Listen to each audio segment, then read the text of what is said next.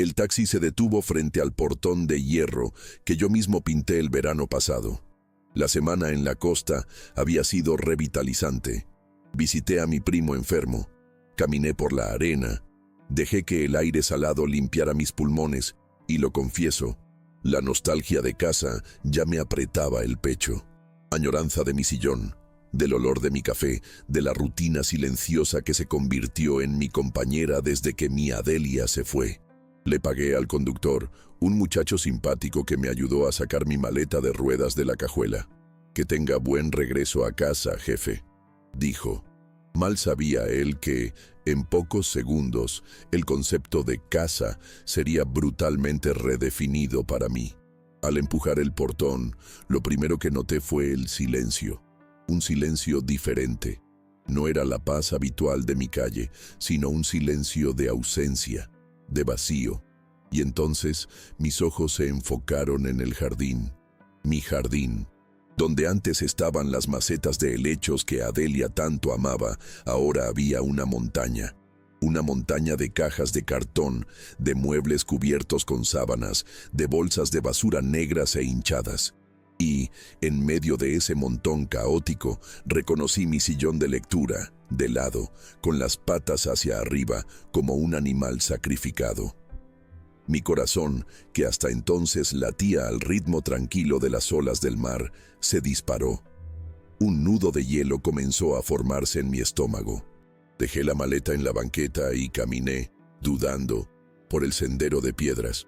Era un escenario de desalojo, de fin de mercado. Eran mis cosas, mis libros, apilados de cualquier manera en cajas de plátano, los lomos expuestos a la humedad, mi ropa metida en bolsas, arrugada, el pequeño baúl de madera donde guardaba las fotos de Adelia, arrojado sobre una cómoda arañada. Era mi vida entera, empacada y desechada en el césped. En la cima del montón, ondeando al viento, sujeto bajo una piedra, había un trozo de papel, una hoja de cuaderno arrancada deprisa. La caligrafía era de mi hijo, Daniel. Me acerqué y leí las palabras que, incluso bajo el sol de la tarde, eran más frías que cualquier invierno. Papá, perdón que sea así, pero no hubo de otra. Las cosas se pusieron difíciles. Los papás de Cintia se vinieron a vivir con nosotros y no hay espacio para todos. La casa ahora es nuestra. Búscate otro lugar para vivir. Adiós, adiós. No era un hasta luego, no era un vamos a platicar, era un punto final. Frío, cobarde, escrito en una hoja de cuaderno. Me quedé ahí, parado, leyendo y releyendo esa nota, mientras el mundo a mi alrededor parecía perder el foco. La casa que compré con 30 años de trabajo como contador. El techo que abrigó los primeros pasos de mi hijo. El jardín donde le enseñé a mi nieto a patear una pelota. Ahora me era negado. Y no por un extraño, no por un banco, sino por mi propio hijo. El niño al que le había dado todo. Oí un ruido en la ventana de la sala. La cortina se movió.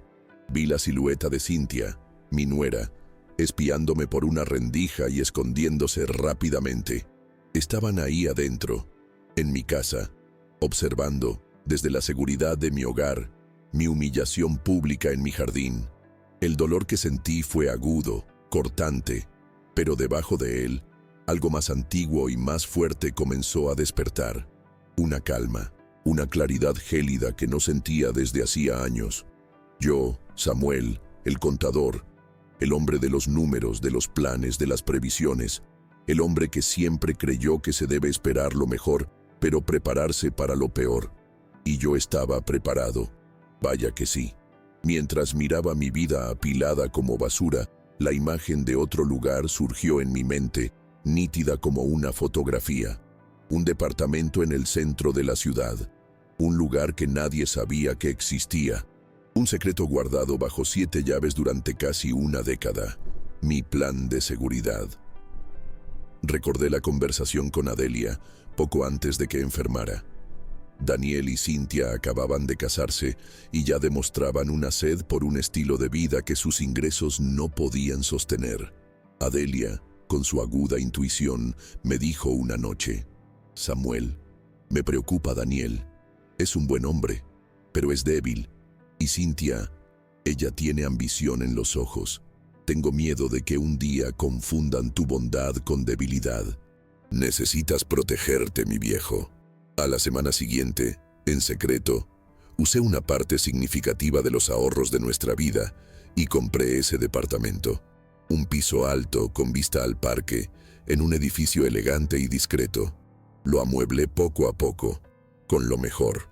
Muebles de madera maciza, electrodomésticos de última generación, sábanas de algodón egipcio. Era mi refugio, mi póliza de seguro contra la ingratitud. Un lugar que recé para nunca tener que usar. Pero, si el día llegaba, yo estaría listo. Y el día había llegado. Miré la casa, la cortina cerrada, mi vida en el jardín.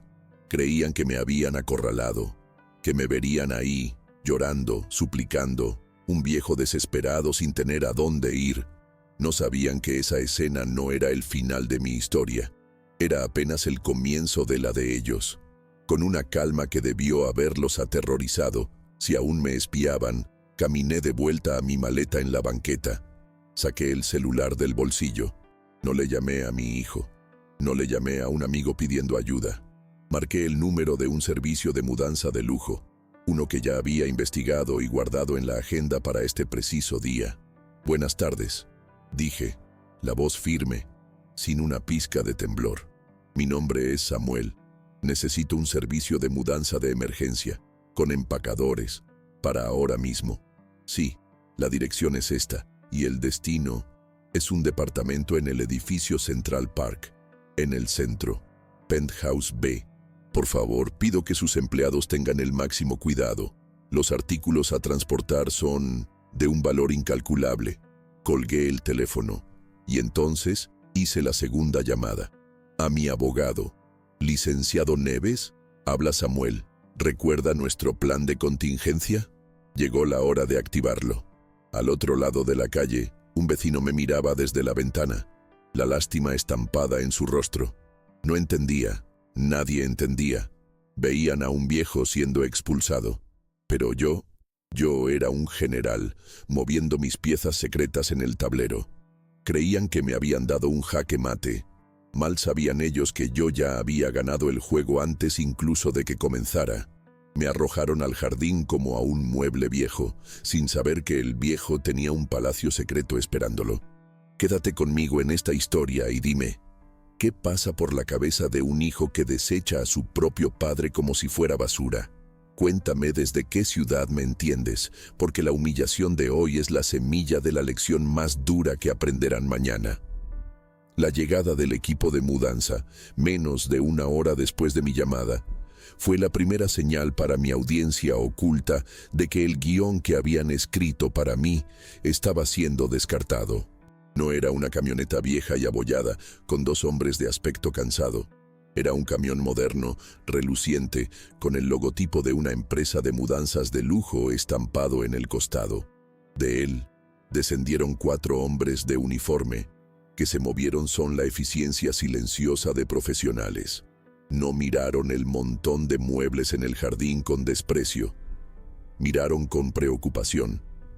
El supervisor, un hombre con una tabla con sujetapapeles en la mano, se me acercó.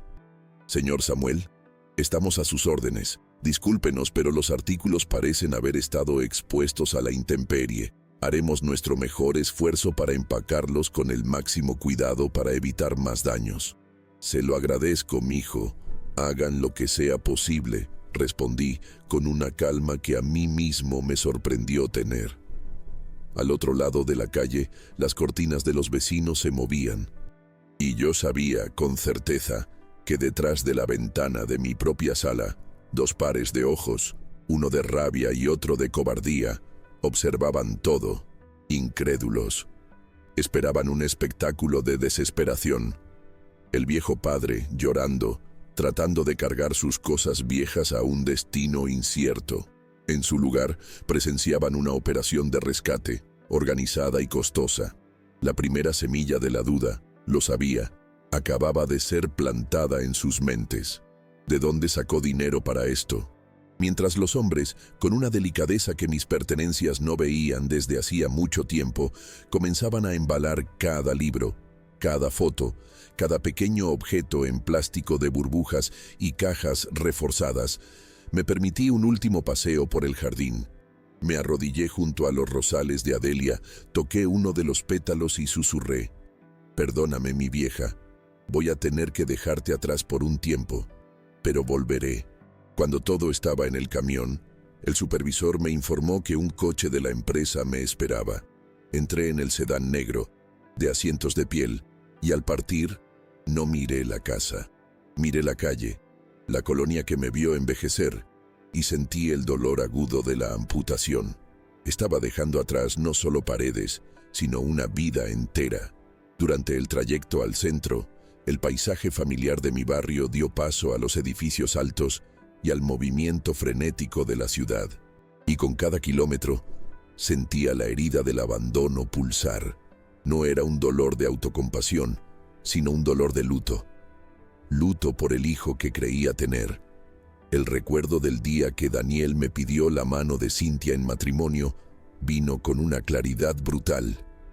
Estábamos en el porche, él nervioso, tartamudeando. «Papá, la amo. Quiero construir una familia con ella». Lo abracé, feliz por él. Ese mismo día, Adelia y yo decidimos usar una buena parte de nuestros ahorros para darles una fiesta de bodas digna y además ayudarles con el enganche de un pequeño departamento. «Comeremos frijoles y tortillas por un tiempo, mi viejo», me dijo Adelia esa noche. «Pero nuestro niño va a empezar su vida con el pie derecho». Y ahora, ese mismo niño, por la ambición de la mujer que ayudé a poner en su vida, me pateaba fuera del nido que construí para él. El coche se detuvo frente a un edificio que desentonaba completamente con mi historia. El edificio Central Park, alto, con una fachada de cristal y acero, y un portero de uniforme que me abrió la puerta del coche con una deferencia que me incomodó. «Buenas tardes, señor Samuel. Bienvenido de vuelta. Sus pedidos del supermercado ya fueron entregados en el penthouse, como usted solicitó». Subí por el elevador privado. El silencio y la velocidad contrastando con el ruido y la lentitud de mi vida antigua. Cuando la puerta del elevador se abrió directamente en la sala de mi departamento, respiré hondo. Era mi fortaleza, mi plan B, mi prueba viviente de que nunca, de hecho, confié plenamente en el futuro que mi hijo construiría. El departamento estaba exactamente como lo dejé en mi última visita, meses atrás. Impecablemente limpio, los muebles cubiertos con sábanas blancas. Era un lugar que no tenía mi historia, pero que prometía un futuro seguro. Caminé por la amplia sala, mis pasos amortiguados por la alfombra persa. Fui hasta el inmenso ventanal de cristal que iba del suelo al techo y miré la ciudad que se extendía abajo. El parque allá abajo parecía un tapete verde. Estaba en la cima del mundo y nunca me sentí tan solo. Abrí el refrigerador. Era un modelo moderno, de acero inoxidable. Dentro, todo lo que había pedido por teléfono, días antes, en preparación para mi viaje: quesos finos, frutas frescas, jugo de naranja, una botella de vino blanco. Una abundancia que contrastaba dolorosamente con el refrigerador casi vacío que dejé atrás. Y la visión de ese lujo me transportó a otra época. Recordé a Daniel en la universidad. Había entrado en una carrera cara de administración, en una universidad privada. Las colegiaturas eran un peso abrumador para mi sueldo de contador. Hubo meses en que Adelia y yo cenábamos solo sopa de verduras, para asegurar que su mensualidad estuviera pagada a tiempo. Un día, llegó a casa con sus amigos, riendo, y dijo: «Papá, mamá, ¿vamos por una pizza? Ya me cansé de la comida de pobres». Adelia y yo nos miramos, y yo, con una sonrisa, saqué de la cartera el dinero que era para nuestro mercado de la semana, y se lo di. «Vayan a divertirse, mijo». Esa noche, cenamos pan con mantequilla, pero estábamos felices, porque nuestro hijo era feliz. Mientras el equipo de la mudanza ahora traía mis cajas y mis muebles antiguos a ese lujoso departamento, la disonancia era casi poética. Mi viejo sillón de lectura, con la piel gastada y las marcas del tiempo, parecía fuera de lugar junto a un sofá de diseño italiano. El baúl con las fotos de Adelia, humilde, de madera oscura, fue colocado sobre un aparador de laca brillante.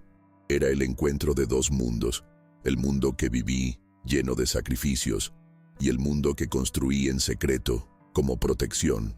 Fue en ese momento que el recuerdo de la conversación con Adelia sobre la compra de ese departamento se volvió más nítido que nunca.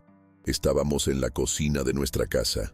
Daniel y Cynthia habían salido dando un portazo, después de una pequeña discusión porque me negué a ser su aval para el financiamiento de un coche de lujo. Adelia estaba callada mirando por la ventana. «Samuel», dijo, en voz baja, «no me gusta cómo Cynthia mira nuestras cosas. No ve una casa, ve un inmueble, no ve un padre, ve un patrimonio. Y nuestro Daniel, él es débil junto a ella, se doblega, se anula. Es solo una fase, Adelia. Son jóvenes», argumenté sin mucha convicción.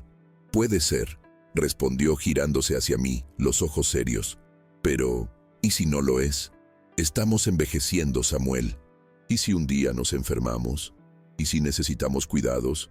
¿Crees que ella tendrá paciencia para cuidar a dos viejos? ¿O nos verá como un obstáculo para la vida de lujo que tanto desea?» Sus palabras fueron proféticas. «Piénsalo, Samuel, como nuestro plan B.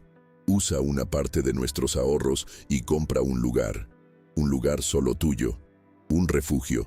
Si un día llega la tormenta, si un día nos muestran sus verdaderas caras, necesitas tener un refugio seco para esperar a que pase la lluvia. Prométemelo». Lo prometí y cumplí. Esa noche, ya con mis cosas en su lugar, me senté en mi viejo sillón, en medio de esa sala nueva e imponente. La herida del abandono todavía dolía, un dolor físico en el pecho. Pero, por primera vez, no me sentía una víctima. El dolor estaba ahí, pero la impotencia se había ido. No fui arrojado a la calle. Me había retirado estratégicamente a mi fortaleza. Y, desde dentro de sus altos y seguros muros, me preparaba para la contraofensiva. La tormenta que Adelia predijo había llegado. Pero gracias a ella, no solo tenía un paraguas, tenía un castillo. Los primeros días en mi refugio secreto fueron un ejercicio de redescubrimiento. Redescubrimiento del silencio, del sabor de mi propio café y, sobre todo, de mi propia compañía. Ese departamento, antes un mero concepto, un plan B abstracto, ahora era mi territorio, mi embajada. Cada objeto, cada mueble, cada libro en el estante había sido elegido por mí, para mí. No había ahí ningún rastro de Cynthia, ningún compromiso con el gusto de Daniel, ninguna concesión. Era un espacio que reflejaba mi esencia, y eso era algo que no sentía desde hacía más de una década. Pasé el primer día organizando mis cosas, las pocas pertenencias que representaban mi vida. Coloqué el portarretrato de Adelia en el buró. Parecía sonreírme, una sonrisa de «te lo dije». En uno de los canales de música clásica encontré una sinfonía de Mahler que a ella le encantaba. Dejé que la música llenara el departamento, una especie de ritual de purificación, expulsando los fantasmas de la humillación con las notas de nuestra nostalgia. Pero no estaba ahí para esconderme o para lamentarme. Yo, Samuel, soy un contador. Mi vida entera ha sido regida por la lógica, los números, el equilibrio entre el debe y el haber. Y mi hijo había creado un débito en mi alma que debía ser saldado. El dolor del abandono seguía ahí, una brasa constante en el pecho, pero sobre ella, la mente del estratega comenzaba a trabajar. La segunda mañana, me senté en mi nuevo escritorio, una pieza sólida de jacarandá, con la vista del parque de la ciudad como telón de fondo. Abrí la carpeta de piel donde guardaba los documentos más importantes. Ahí estaban, la escritura de la casa a nombre de Daniel y engrapado a ella, el documento que él había firmado sin leer bien, lo que para él Era solo un papel más de la burocracia de papá. El contrato de donación con reserva de usufructo vitalicio. Releí las cláusulas, el lenguaje jurídico que, en su momento, me pareció tan complejo y que ahora sonaba como la más bella de las poesías. La voz de mi difunto abogado, el licenciado Barcelos, resonó en mi mente.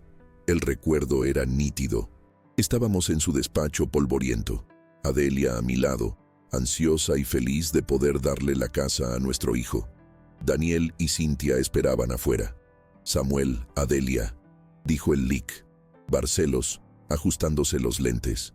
La donación es un gesto de inmenso amor, pero el amor, desafortunadamente, no es un contrato legal. Insisto con todo respeto en que hagamos esto con una reserva de usufructo. Piénsenlo no como una desconfianza, sino como los cimientos de la casa. Nadie los ve, pero son los que impiden que todo se derrumbe en la primera tormenta. ¿Pero qué significa eso en la práctica, licenciado?, preguntó Adelia. Significa, respondió el abogado señalando la cláusula, que la propiedad legal será de Daniel, pero la posesión, el derecho a vivir, a usar, a rentar y a cosechar los frutos del inmueble, es de ustedes, enteramente de ustedes, por el resto de sus vidas. Él es el dueño de las paredes, pero ustedes son los dueños del hogar. No puede vender, no puede rentar, no puede ni siquiera usar la casa como garantía y, sobre todo, no puede expulsarlos sin el consentimiento y la firma de ustedes. Cualquier intento de hacerlo no es solo un incumplimiento de contrato, es un fraude. Ese diálogo, que en su momento pareció un exceso de celo de un viejo abogado, ahora era mi arma más poderosa. Daniel no solo me había expulsado, había cometido un delito. Con esa certeza, tomé el teléfono. No iba a llamar a un amigo, a un pariente, iba a llamar a la caballería. Marqué el número del despacho, Barcelos and Neves Abogados. Buenos días, habla el licenciado Neves, contestó una voz firme y enérgica. Licenciado Neves, buenos días, mi nombre es Samuel. Fui cliente de su antecesor, el lic. Barcelos, por muchos años. Él elaboró un plan de contingencia para mí hace casi una década. Me temo que ha llegado el momento de activarlo. Hubo un silencio del otro lado, seguido por un sonido de teclado. Señor Samuel. Sí, estoy viendo su archivo en mi pantalla. El plan de contingencia Adelia, como lo nombró el lic. Barcelos. Lamento que este día haya llegado, señor, pero sepa que hemos estado preparados para él desde que se fundó este despacho. Por favor, reláteme los hechos. Con la calma de un contador presentando un balance, le relaté todo. El viaje, mis cosas en el jardín, la nota, la presencia de los suegros en mi casa, mi retirada estratégica a mi plan B. No usé palabras como dolor o tristeza. Usé palabras como violación de contrato, despojo, ocupación ilegal. El lic. Neves me escuchó sin interrumpir. Cuando terminé, su respuesta fue inmediata y letal. Señor Samuel, la situación es más clara que el agua. Su hijo y los ocupantes actuales de su casa están en una posición de absoluta ilegalidad. Agradezco su calma y su precisión. Me ha dado todo lo que necesito para actuar. Y actuaremos con la velocidad y la fuerza que la ley nos permite. ¿Cuál es el plan, licenciado?, pregunté. El plan es una ofensiva en 3 frentes, explicó, la voz ahora llena de una energía contagiosa. Frente 1. La notificación extrajudicial. Hoy mismo, un actuario judicial privado irá a su residencia. Entregará en mano a cada uno de los 4 adultos que ahí se encuentran, su hijo, su nuera y los padres de ella, una notificación extrajudicial. El documento, redactado en términos inequívocos, les informará que son ocupantes ilegales de una propiedad que, por derecho de usufructo, le pertenece a usted, y les dará un plazo improrrogable y deliberadamente corto, para poner a prueba su arrogancia, 48 horas para desocupar completamente el inmueble. 48 horas.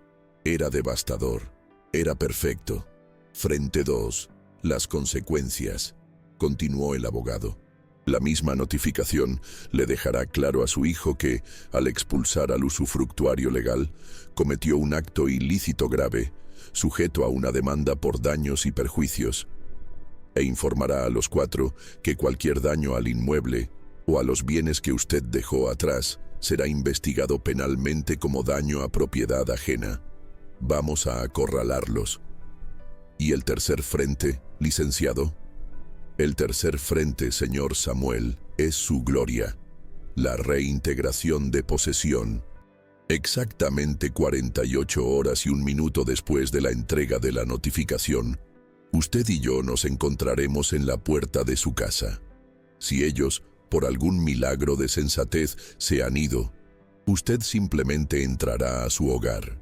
Si se resisten, bueno, la notificación también informa que, en caso de no cumplir el plazo, se presentará una demanda de reintegración de posesión con solicitud de medida cautelar, y que usted tiene el derecho de solicitar el acompañamiento de la fuerza pública para garantizar la ejecución de la ley. No tendrán a dónde correr. Sentí un escalofrío. Era más de lo que esperaba. Era la ley, en toda su fuerza, inclinándose para proteger a un viejo contador. Licenciado, dije, la voz firme, no hay necesidad de esperar. Puede enviar la notificación hoy mismo. El reloj empieza a correr ahora. Como usted ordene, señor Samuel, respondió el Lic. Neves, y casi pude oír la sonrisa en su voz. Considérelo hecho. La operación Reconquista está en marcha. Colgué el teléfono. Caminé hasta el gran ventanal y miré la ciudad abajo. Los coches, pequeños como hormigas, corrían apresurados en sus rutinas. En una de esas calles, en una casa con un jardín de dalias, 4 personas celebraban una victoria que ya no existía. Aún no lo sabían, pero el suelo bajo sus pies ya no era firme. En pocas horas, un hombre de traje tocaría a su puerta, trayendo un pedazo de papel. Un papel que era la materialización de la sabiduría de Adelia, de la pericia del Lic, Barcelos y de mi silenciosa y paciente resolución. El reloj estaba corriendo, y cada tic-tac era un paso menos para su arrogancia y un paso más para mi paz. La mañana siguiente, en mi departamento, fue la antítesis de la vida que había dejado atrás. Desperté con el suave sonido de la ciudad amaneciendo, no con la ansiedad de cruzarme con miradas hostiles en el pasillo. Preparé un café fresco, recién molido, un pequeño lujo que Cynthia siempre consideró un desperdicio. Me senté en el sillón de la sala, el sol de la mañana calentando el piso de madera, y leí las noticias del mercado financiero. No me estaba escondiendo. Estaba en mi puesto de mando, esperando los informes del campo de batalla. Sabía la hora exacta. El Lic. Neves era un hombre de precisión militar. A las 10 de la mañana, el actuario judicial privado, un exmilitar de hombros anchos y rostro inexpresivo, estacionaría su motocicleta frente a mi antigua casa.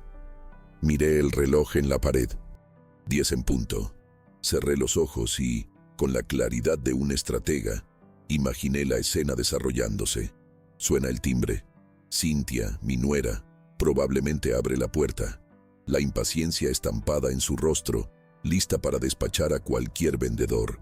Pero, en lugar de un vendedor, se encuentra con este hombre, alto, serio, sosteniendo 4 sobres Manila, con el membrete del despacho de abogados.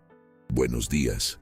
Busco al señor Daniel Andrade, a la señora Cynthia Andrade y a los señores Alberto y Beatriz Costa, diría el actuario, la voz un trueno contenido, nombrando a cada uno de los ocupantes de la casa, incluyendo a los suegros, que imaginé que ya se habían apoderado de mi antigua recámara principal. La confusión en el rostro de Cynthia. Llama a los otros. Daniel baja las escaleras, quizás aún con la arrogancia de quien se siente el nuevo dueño del lugar. Sus padres, Alberto y Beatriz, surgen de la cocina, curiosos. El actuario, con una formalidad cortante, le entrega a cada uno su propio sobre. Una notificación extrajudicial para cada uno de ustedes. Les pido que firmen el acuse de recibo. Firman, quizás con una mezcla de irritación y presunción, pensando que podría ser algo relacionado con el papeleo final de la venta de la casa, una formalidad que confirmaría su victoria. Y entonces abren los sobres. Casi pude sentir el silencio que debió haber caído sobre esa sala.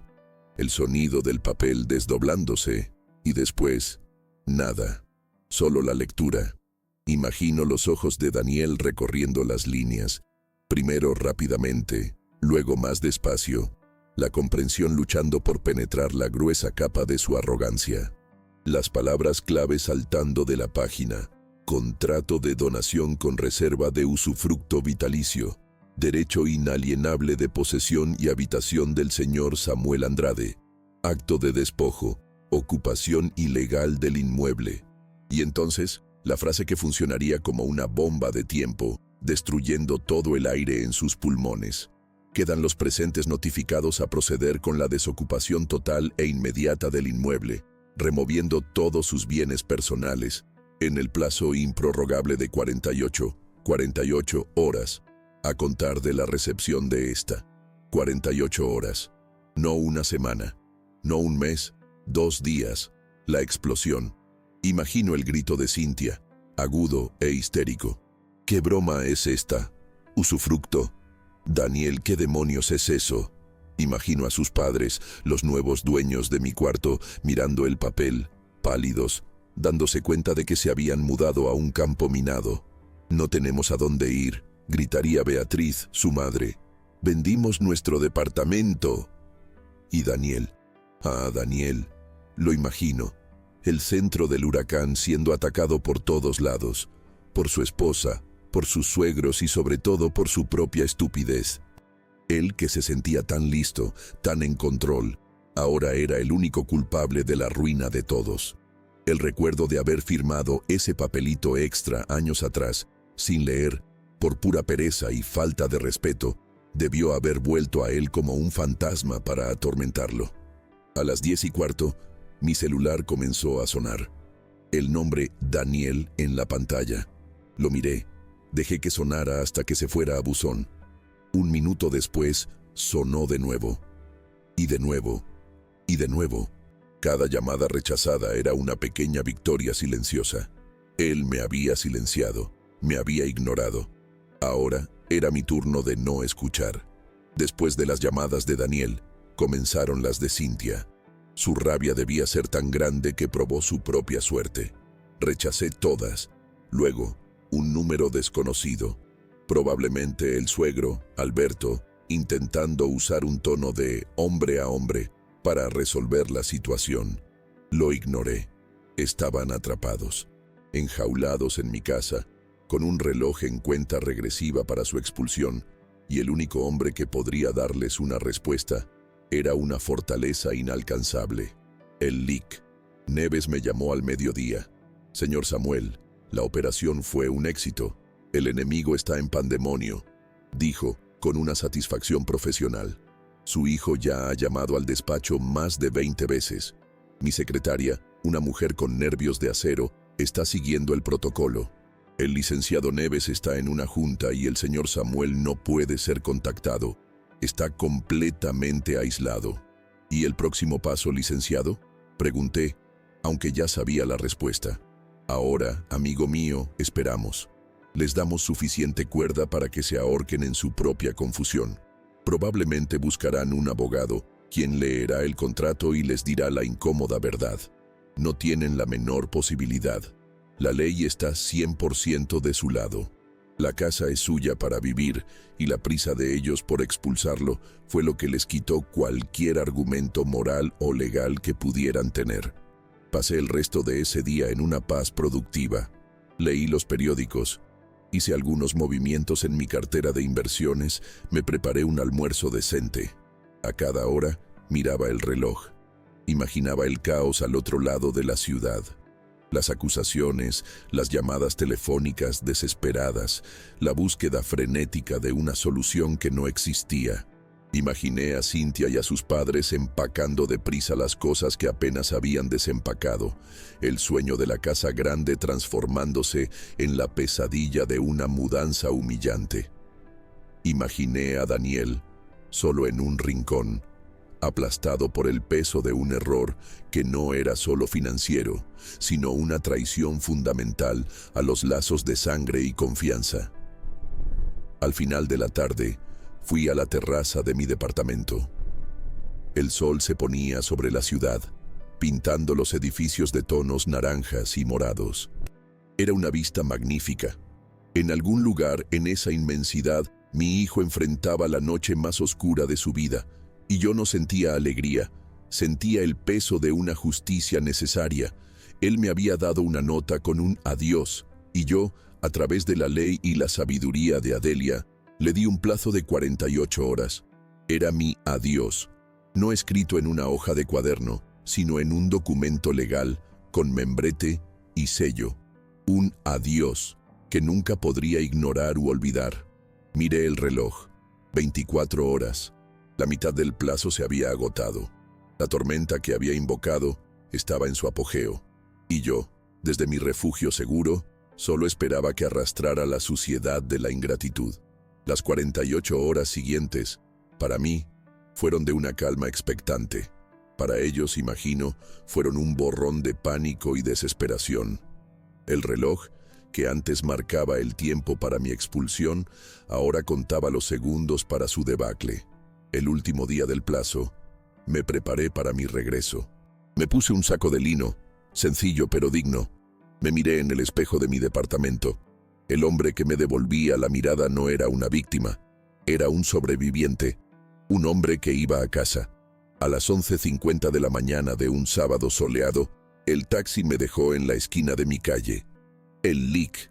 Neves ya me esperaba, recargado en su coche importado, con su portafolio de piel en la mano. Era la imagen de la calma y la autoridad.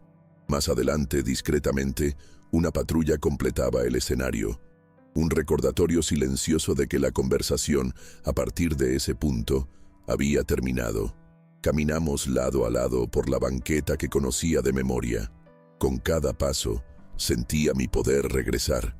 Esos árboles los planté yo. Esa banqueta la barrí yo.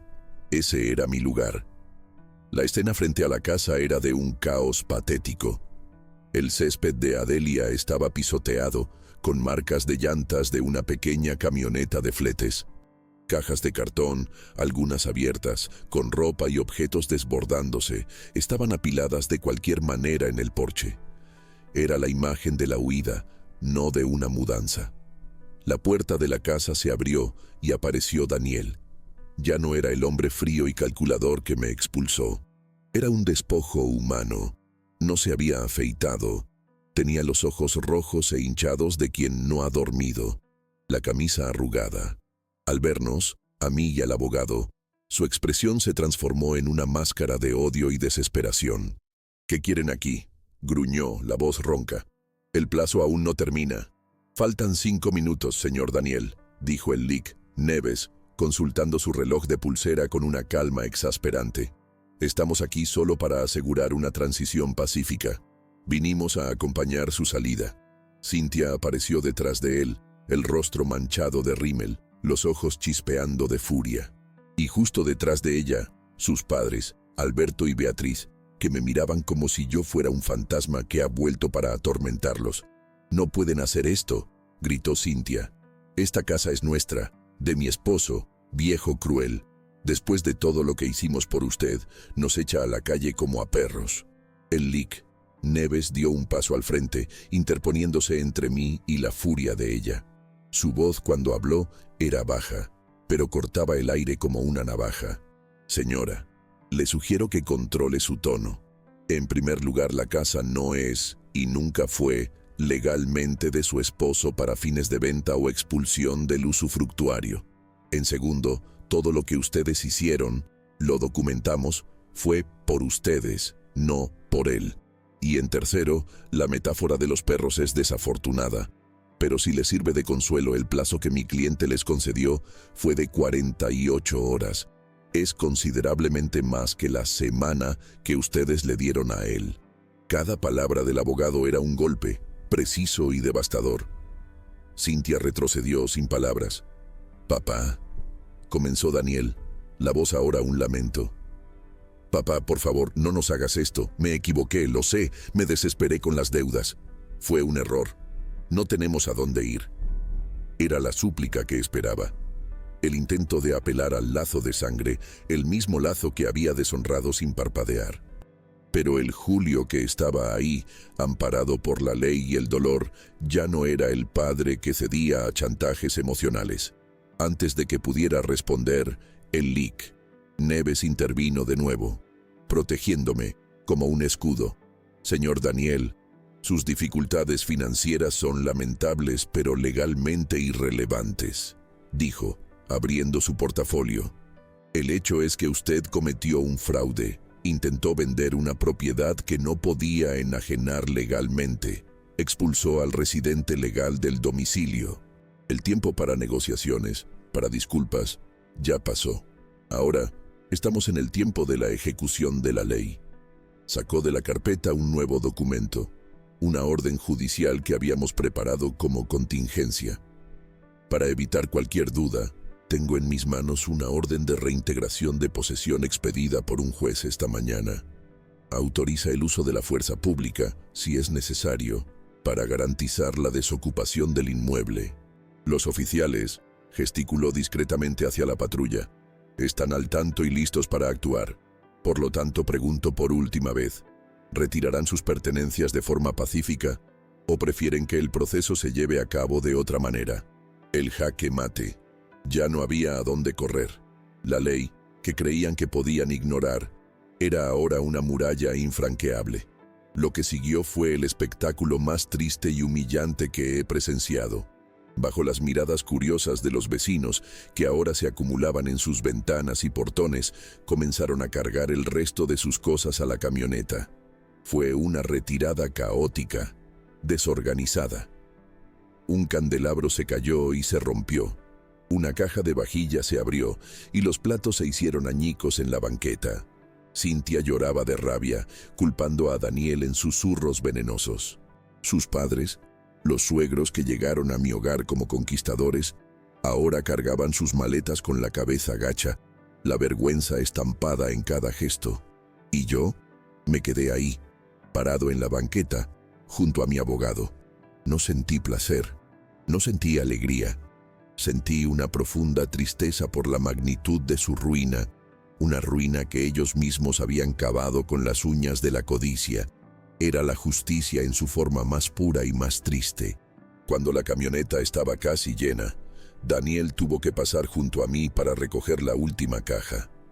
Se detuvo por un instante, a 1 metro de distancia. No pudo mirarme a los ojos. Su rostro era el de un hombre que lo había perdido todo. Fue entonces cuando hablé. Mi voz no era de ira, era de un cansancio de toda una vida. «La casa, Daniel, la casa siempre fue tuya en el papel. El hogar era mío y de tu madre», dije en voz baja para que solo él oyera. «Vendiste la primera y con eso destruiste el segundo. No te quité nada que no hubieras perdido ya por tu cuenta. Solo vine a buscar lo que era mío por derecho, mi paz». Sollozó, un sonido seco, roto. «Perdóname», susurró. «Espero que un día, Daniel», continué, ignorando la petición que llegaba demasiado tarde, «entiendas la diferencia entre tener una propiedad y tener un hogar, y que construyas el tuyo algún día». Con honestidad, sin esperar respuesta, le di la espalda. Caminé lentamente. Subí los escalones de mi porche y me detuve frente a la puerta abierta de mi casa. El LIC. Neves se puso a mi lado. «Misión cumplida, amigo mío», dijo, poniendo una mano en mi hombro. Asentí. Detrás de mí oí el sonido del motor de la camioneta arrancando, llevándose el último capítulo de mi dolor.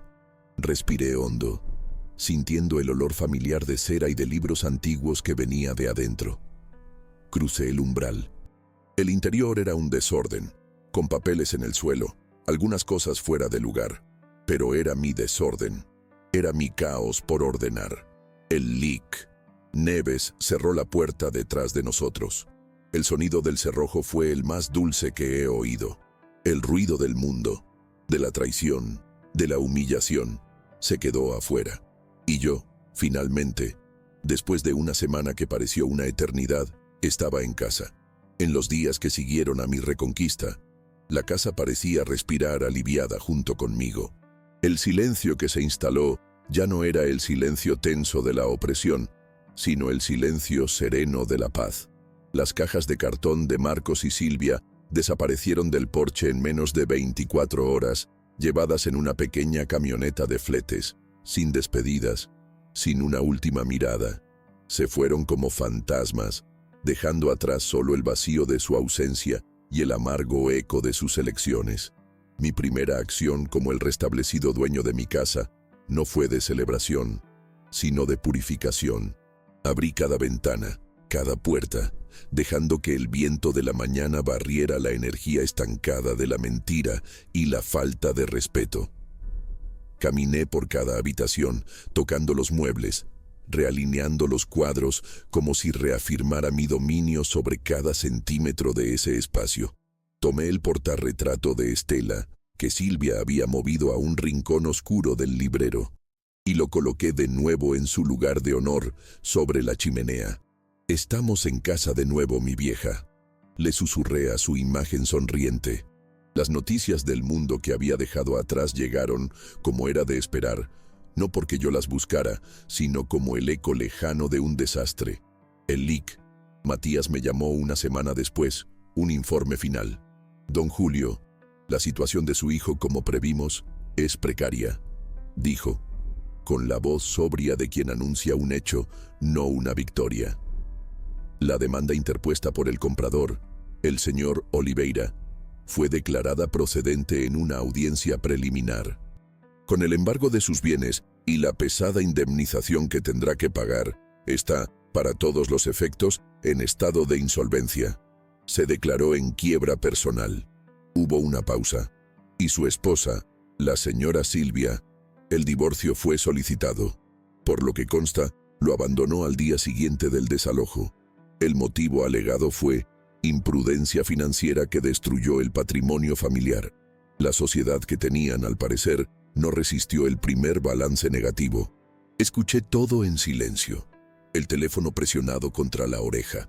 No había ni una pizca de alegría en mí, solo un peso inmenso, la tristeza de confirmar que la base de la familia de mi hijo no era el amor, sino un mero cálculo de intereses. Él eligió su propio camino, licenciado. Fue todo lo que pude decir. Yo solo me aseguré de que no me arrastrara con él al abismo. Con la casa ahora indiscutiblemente mía en posesión y en espíritu, sabía que tenía que tomar una decisión importante. Tenía 82 años. La independencia era preciosa, pero la prudencia, como me enseñó el leak, Alves, era su guardiana.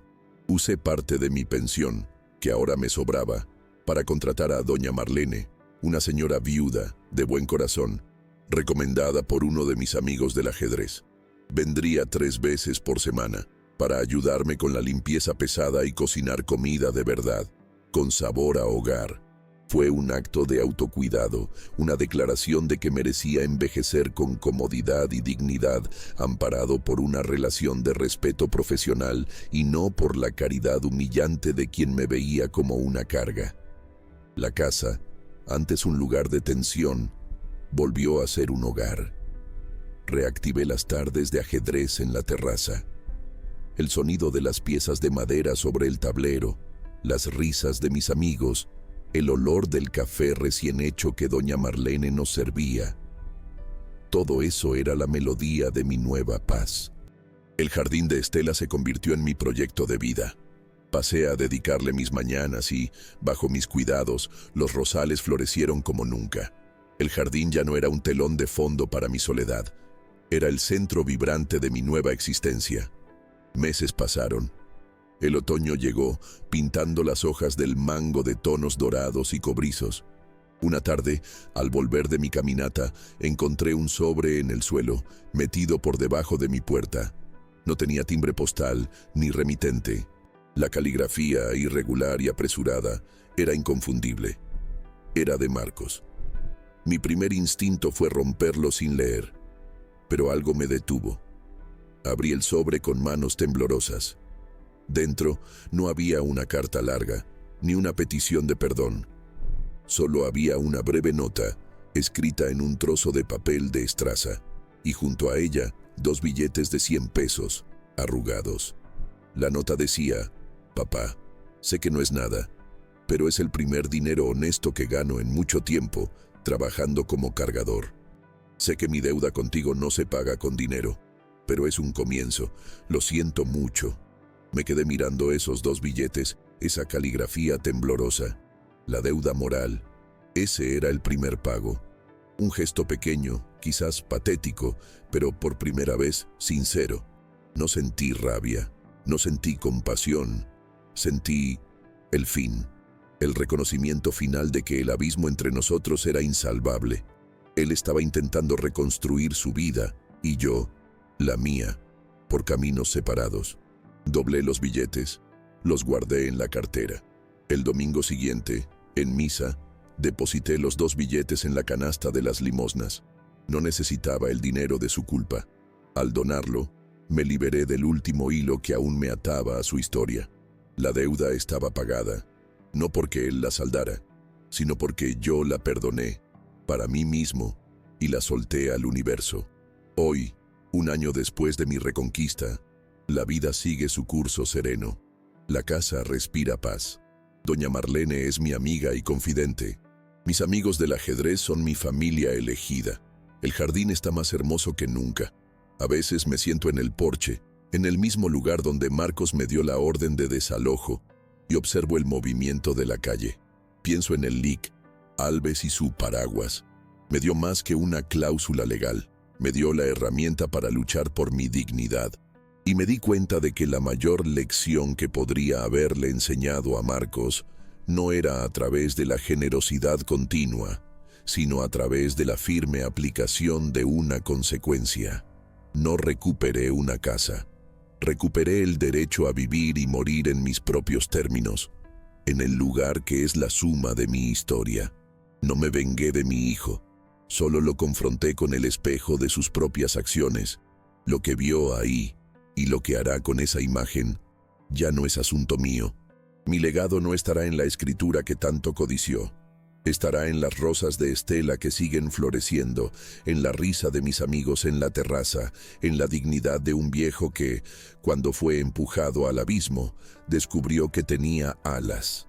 Alas forjadas por la ley, la prudencia y el amor de una mujer sabia que, incluso después de partir, continuó protegiéndome. Y esa es la única herencia que realmente importa. Cuéntame si esta historia también tuvo sentido para ti y dime desde qué ciudad me estás escuchando, ¿sale? Y si esta historia tocó tu corazón, suscríbete al canal para no perderte ninguna otra. Tu compañía es muy importante.